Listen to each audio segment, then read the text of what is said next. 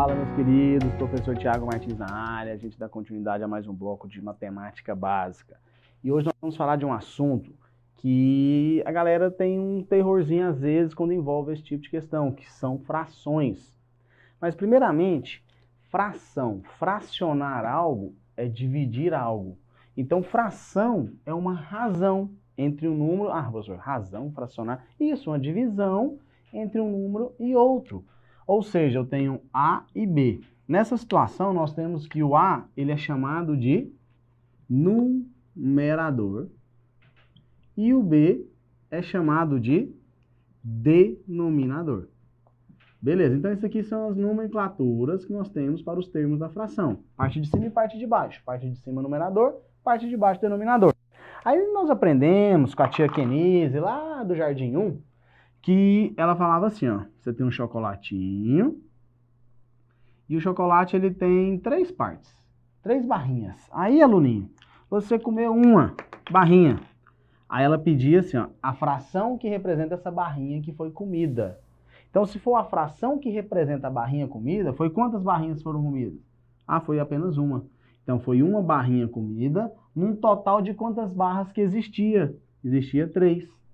Ah, não, mas agora ela te deu assim, ó. A tia Kenise falava assim também. Agora, aluno, eu quero que você pegue uma barrinha de chocolate que foi dividida em 4 barras e você comeu 3 pedaços. Qual a fração que representa o que você comeu? 3 pedaços que foi comido, de um total de quantos que existia? 4. E se nessa mesma questãozinha aqui eu falar assim, não, eu quero a fração que representa o que restou da barra. Restou uma barrinha para vou fazer aqui, ó, uma barrinha de um total de 4 que existia. Então vocês concordam que, eu quero que fique claro isso na cabeça, eu estou brincando aqui, não tinha que nisso que é jardim, mas não é não.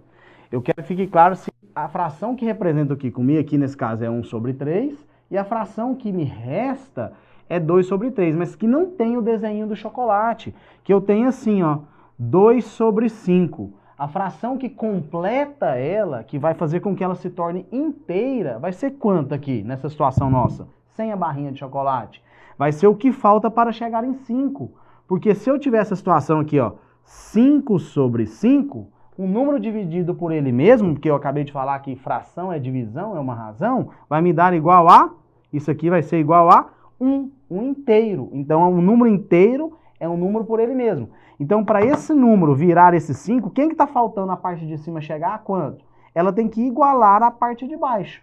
Estou falando isso porque eu já vi vários exercícios que não te pede para resolver só isso, mas para desenrolar o exercício ele te pede isso aqui. Eu vi um exercício que fala da seguinte maneira. A proporção, a probabilidade do cara ligar é de 1/6 e do outro ligar é de 3/4. Portanto, qual a probabilidade dos dois não ligarem? Então tem que saber que é o que falta. Se no 1/6 era a probabilidade do cara ligar, o que falta é o quê? Para chegar em 6?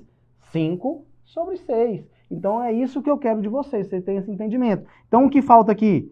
3/5, porque 3 mais 2 dá 5, eu teria a fração inteira. Então isso aqui, ela se completa e forma uma fração inteira? Forma. É isso que eu quero de vocês. Se você entende que é numerador, denominador, eu tenho uma fração inteira, para completar ela é o que falta chegar ali. Tranquilo? Beleza. Agora, nós vamos trabalhar um pouquinho as operações básicas, as 4 operações dentro de frações. Portanto, vamos iniciar essas operações falando um pouquinho de soma e subtração, continha de mais e menos. Isso, soma e subtração. O que acontece? Nós vamos ter algumas situações na soma e subtração. Nós vamos ter o quê? Primeiro passo, que é uma conta que envolve uma soma e subtração, eu vou olhar a parte de baixo, chamada também de denominador. Vou olhar a parte de baixo. Nessa situação nossa aqui, a parte de baixo é igual? Perfeito, é a mais fácil de todas. Por quê? Nós sabemos que eu vou repetir, conservar o denominador. Então eu não vou somá-los, vou repetir e vou resolver a galera lá em cima. 5 mais 2, 7, acabou, fechou. Aí se fosse de menos, mesma situação. Analiso a parte de baixo. Os meus denominadores são iguais? São. O que eu faço? Conservo o denominador, professor, e resolvo lá em cima. 2 menos 6. Ixi, 2 menos 6, o 2 é menor. Ué, você sabe fazer. pega o sinal do maior número, nós vimos lá no bloquinho de expressões numéricas.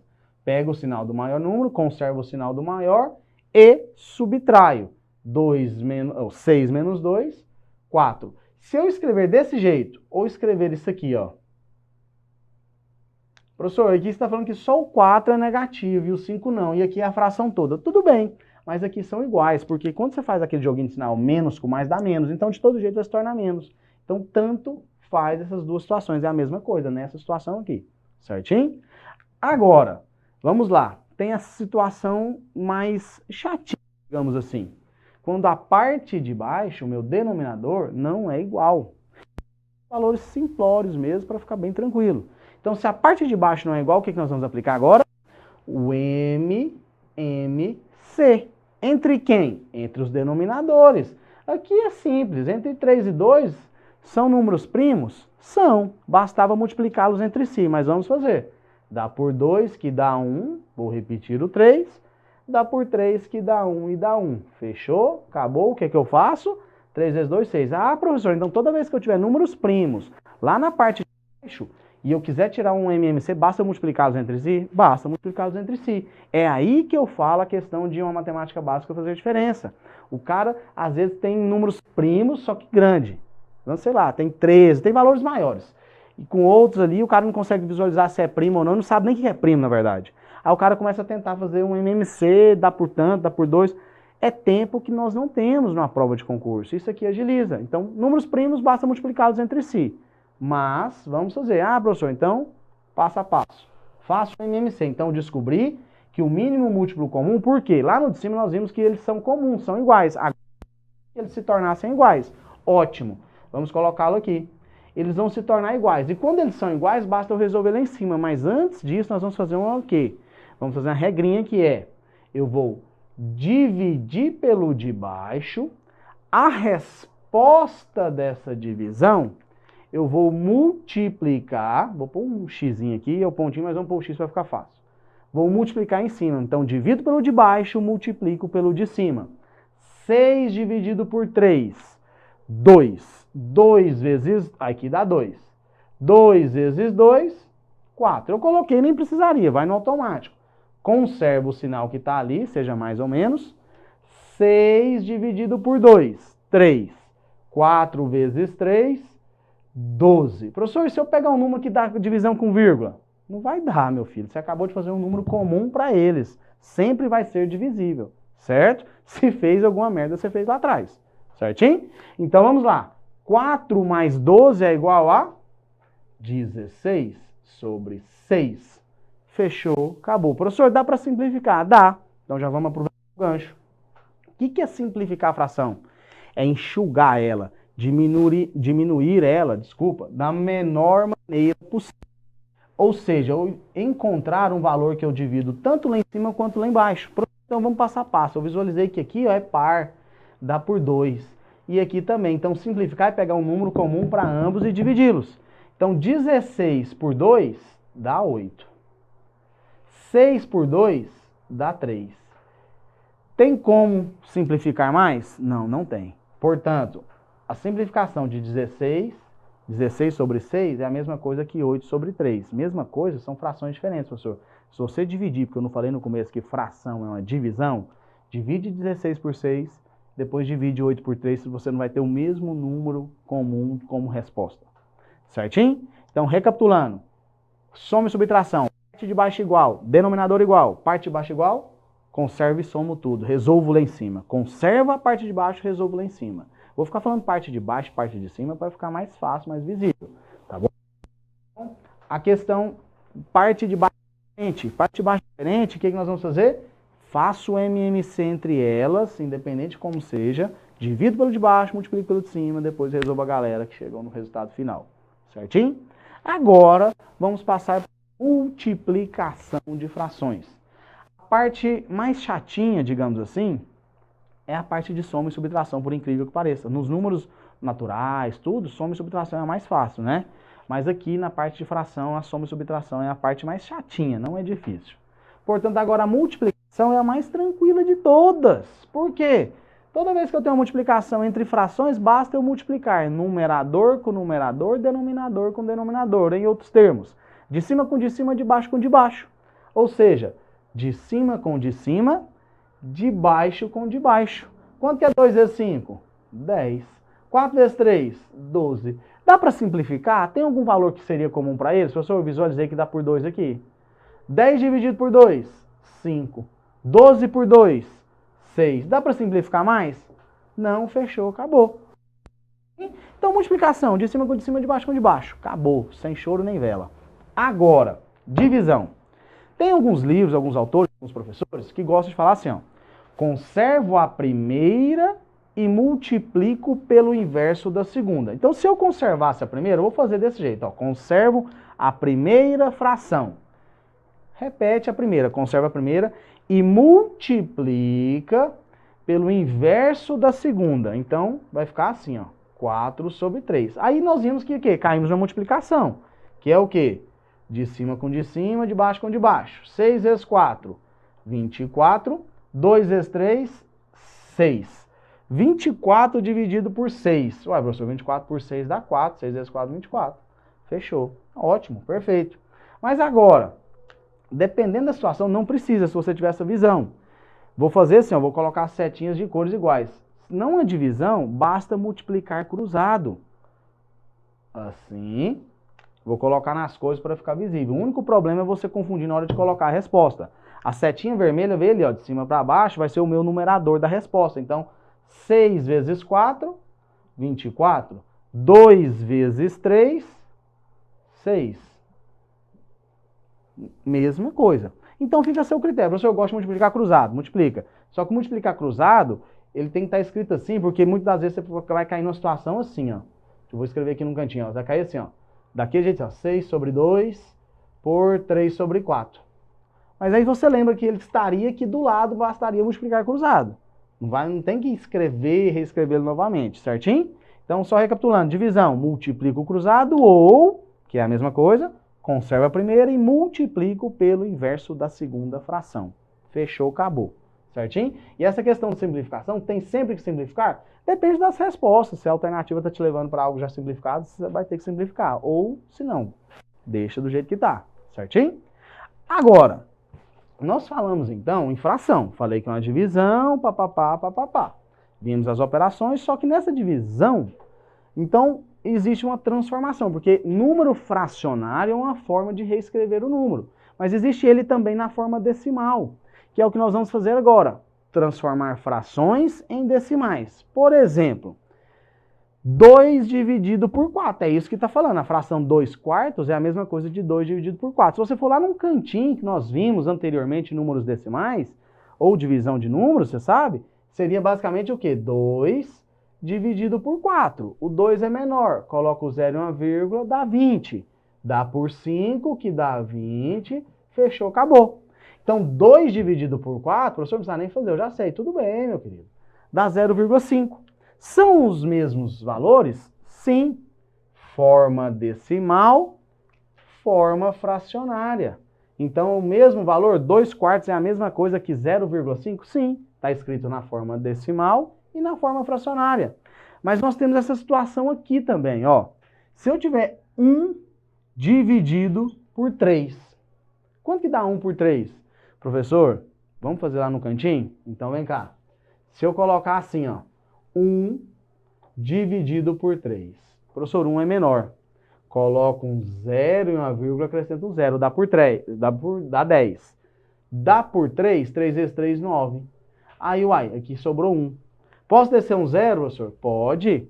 Dá por 3 de novo, professor, que dá 9. Professor, não vai ficar o dia inteiro aqui fazendo isso? Vai. Se ficar o dia inteiro, a gente vai continuar, porque isso aqui é chamado de dízima periódica. Então, funciona da seguinte maneira. Esse 1 sobre 3, ele é igual a 0,3333333. Ele é uma dízima periódica. Ele se tornou um período de 333 até tendendo ao infinito, digamos assim. Então, é a mesma coisa? Sim. Só que aqui não é 0,33. É 0,3333333 com essas reticências. Então, é uma dízima periódica. Aí a gente vai mudar alguns detalhezinhos. Por quê? Vem comigo, ó. Na dízima periódica, para mim transformar uma dízima periódica em fração, vamos sair fazer o inverso, que tem essa seguinte maneira. Eu posso fazer o quê? 0,33. Ah, antes de entrar aqui, só um minutinho. A gente tem essa situação aqui, ó. Eu tenho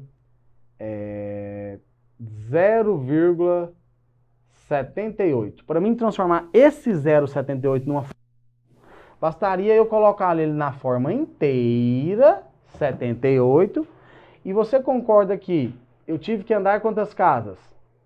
1, 2 casas para se tornar inteiro, não foi? Então eu vou colocar sobre 100.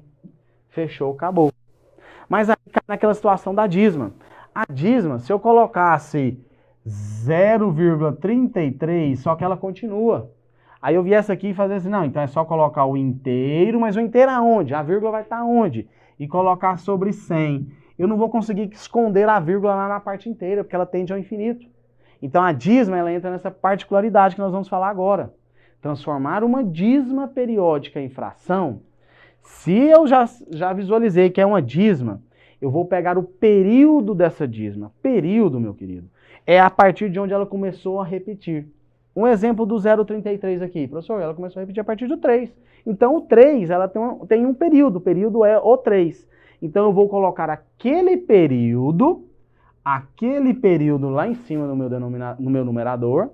E o meu denominador não vai ser dividido por 10. Não vai ser. Porque ela vai tender ao infinito. Ela nunca vai chegar, ela vai tender ao infinito. E eu nunca vou conseguir chegar nessa parte de 0,33, porque ela não é 0,33. Então, a quantidade de períodos que eu tenho, eu vou colocar uma quantidade de 9. 9, professor? Isso. Para mim, representar 0,33 em forma de fração é a mesma coisa de 3 sobre 9. Porque eu tinha um período, e o período é o 3, que é a partir de onde começou a se repetir, e ela vai ser a quantidade de 9. Vamos lá. 0,48. Ou seja, a partir de qual número ela começou a se repetir, professor? Ela veio 48, 48 e assim sucessivamente. Então, a partir do 48 ela começou a se repetir. Se a partir do 48 eu tenho 2 períodos. O período é o 4 e o 8. Então, 48 é o período. Para mim representar isso daqui, eu vou colocar o período de forma inteira e vou dividir pela quantidade de períodos. Eu não falei que ela tem 2 períodos? Então vai ser 2 noves. Professor, e agora? 0, 3, 2, 1, 3, 2, 1, 3, 2, 1, 3, 2, 1. A partir de quando ela começou a repetir? Cadê o período? Professor, o período é 321. Coloca o período de forma inteira. Quantos números tem esse período? Esse período ele tem quantos períodos? 3. Então, ou seja, eu vou colocar 3 noves lá embaixo. 9, 9 e 9. E assim sucessivamente. Se eu tivesse uma dízima com 4, com um período de 4 números, 4 períodos, seria o quê? 4 noves lá embaixo, de forma que o período inteiro vai ficar na parte do numerador.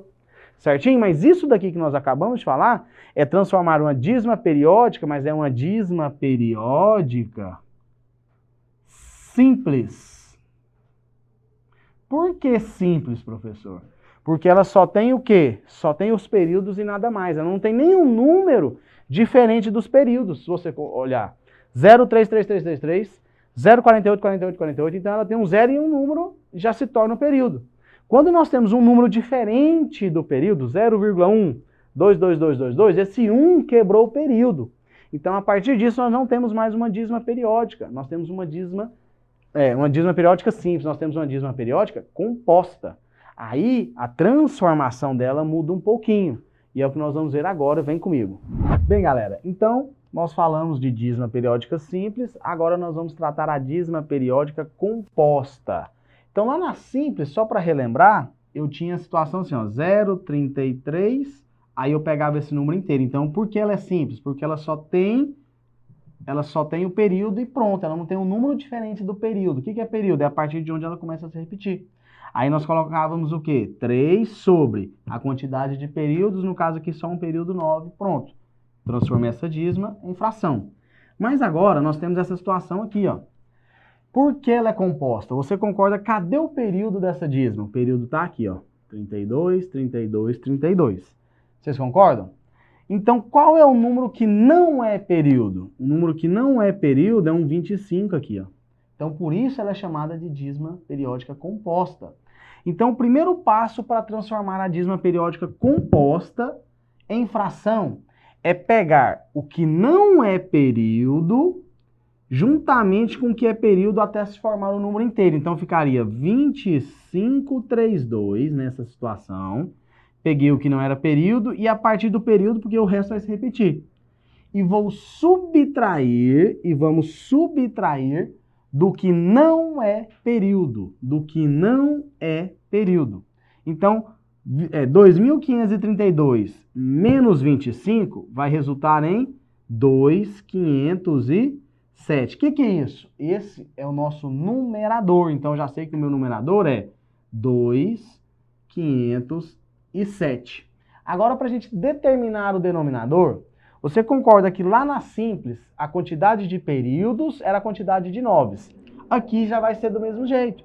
Quantidade de períodos, eu tenho 2 períodos. Vai ser o quê?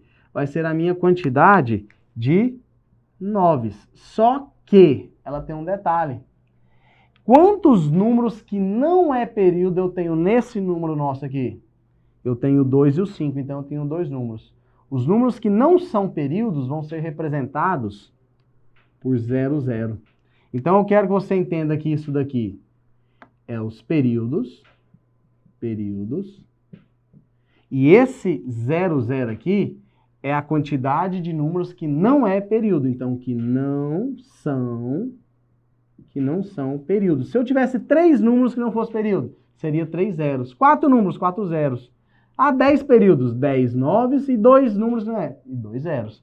Então, períodos. Então, o que nós temos que lembrar? Primeiro passo. Pega o número completo que não é período com o que é período e subtraio do que não é período.